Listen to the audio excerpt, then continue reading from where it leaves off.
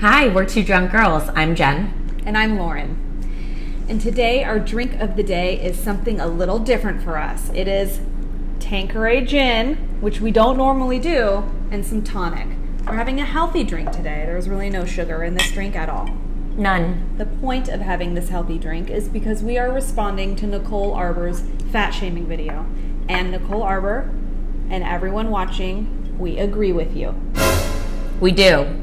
We do, because the points that Nicole actually made were really, important facts about people that are gluttonous. Yes. However, we do think she should have made a stronger point in the beginning of the video to say she's talking about glutton fat people, not people that have health issues. She did touch on the difference between being fat because you're gluttonous and being fat because you have some sort of a disease or something.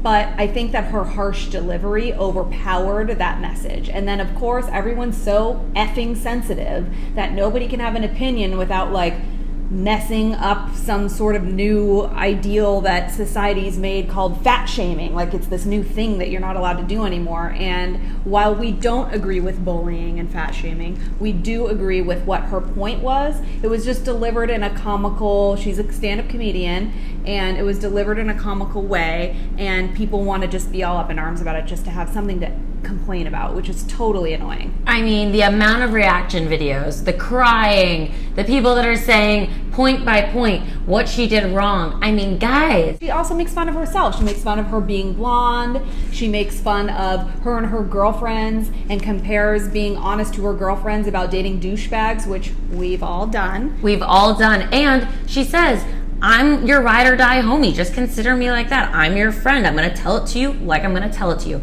And sometimes people have one of those in their group.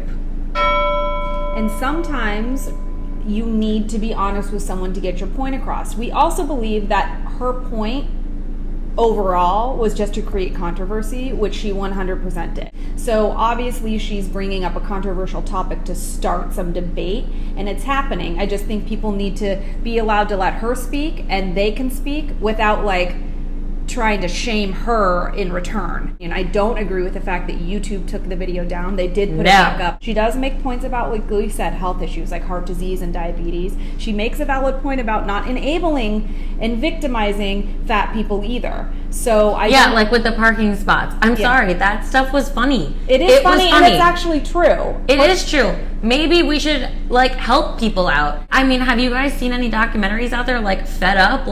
Any of the ones about what America is doing to our food and our society, and the fact that we even supersize things. I mean, we're just supersizing our people. However, we don't know what was wrong with the family that she refers to on the airplane. Yes. And I don't think anybody should judge ever. But let's just say that family stopped at McDonald's before they got on the plane. I don't know. We don't know. Then it's you can't really feel sorry for someone if they're doing this to themselves. And right. That's basically what she's saying. We're all smart enough to know the point she's making is that if you're gluttonous, and obviously she veers off into maybe a judgmental point or two, she's saying if you're gluttonous, we don't feel bad for you, that's your own fault, stop doing it because you're killing yourselves, and we're not going to enable you. And I totally agree with that. And she even goes as far to say that people will miss you if you're gone. Hashtagging things like she says doesn't make it better. Hashtag choices. Hashtag choices. You make your choices.